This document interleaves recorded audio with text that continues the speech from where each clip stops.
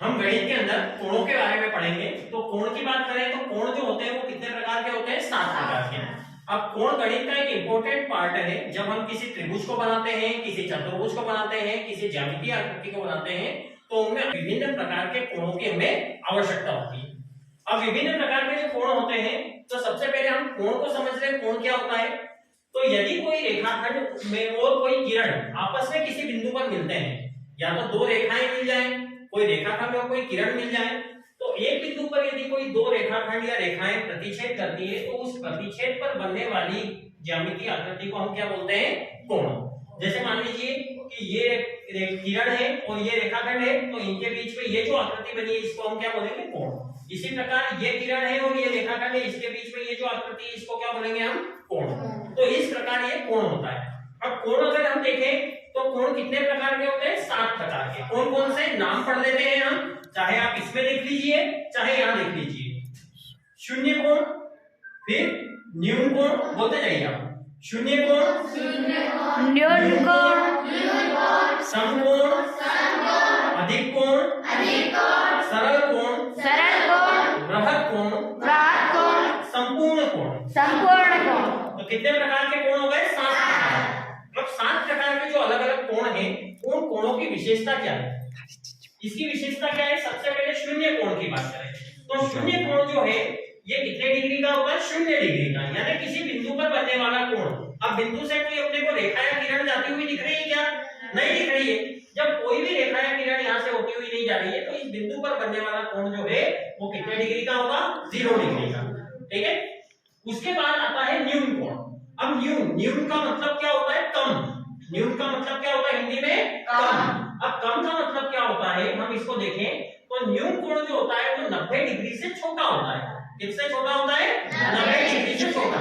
0 से बड़ा लेकिन 90 डिग्री से छोटा। तो ऐसे कोण को हम कौन सा कोण बोलते हैं? न्यून कोण। न्यून कोण जो होता है वो क्षैतिज रेखा की दिशा में झुका हुआ रहता है, क्षैतिज रेखा की ओर झुका हुआ रहता है। अगली बात कर ले समकोण की।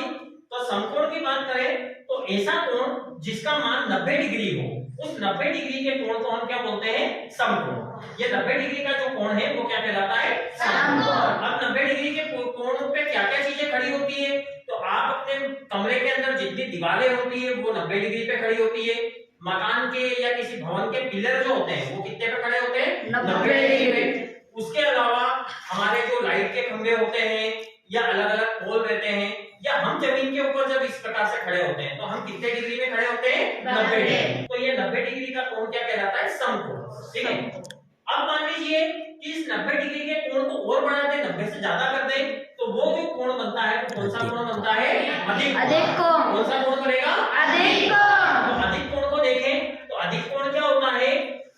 ये इस प्रकार से क्षैतिज रेखा से बाहर की ओर झुका हुआ होता है। तो ये वाला कोण कौन सा कोण कहलाएगा? अधिक कोण। अधिक कोण की विशेषता क्या होती है कि ये 90 डिग्री से अधिक का होता है और 180 डिग्री से कम का होता है। अगला देखिए सरल कोण। सरल कोण कौन सा होता है? यदि मान लीजिए किसी रेखाखंड के ऊपर इस प्रकार का हम कोण बना दें। कैसा कोण बना दें? इस प्रकार का, यानी सरल रेखा पर बनने वाला कोण। सरल रेखा पर बनने वाला कोण कौन सा कोण होता है? सरल कोण। और सरल कोण का मान कितना डिग्री होता है? 180 डिग्री। तो 180 डिग्री का जो कोण होता है उसको हम क्या बोलते हैं? सरल कोण। इसके बाद अगला देखें, अगला होता है बृहद कोण। अब बृहद कोण की विशेषता क्या? बृहद कोण देखिए आपने, ये रेखाखंड है, इस रेखाखंड से किरण इस प्रकार से गई। अब इस प्रकार से किरण गई तो यहाँ पर जो कोण है आप देखिए, ये कोण 180 का जो बन रहा था उससे थोड़ा बड़ा दिख रहा है, दिख रहा है, लेकिन ये जो 360 है इससे क्या है? कम है। तो ऐसा कोण जो 180 डिग्री से अधिक होता है किंतु 360 डिग्री से कम होता है। 180 से तो ज्यादा होगा और 360 डिग्री से कम होगा। ऐसे कोण को हम क्या बोलते हैं? बृहद कोण। ऐसा कोण जो 180 डिग्री से अधिक हो और 360 डिग्री से कम हो, ऐसे कोण को हम कौन सा कोण बोलते हैं? बृहद कोण। और लास्ट है संपूर्ण कोण। संपूर्ण कोण कौन सा कोण रहेगा? ऐसा कोण जो किसी बिंदु पर पूरा वृत्ताकार रूप में बनता है। यानी हम सरल कोण को यदि ऊपर और नीचे दोनों तरफ बना दे, सरल कोण को कहां बना दे?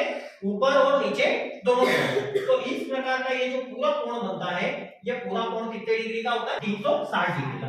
या फिर इसको इस प्रकार से भी कर सकते हैं, ये रेखाखंड हमने बना दिया तो 180 ऊपर और 180 नीचे। तो ये टोटल कोण जो होता है वो कितने का बन जाता है 360 डिग्री का।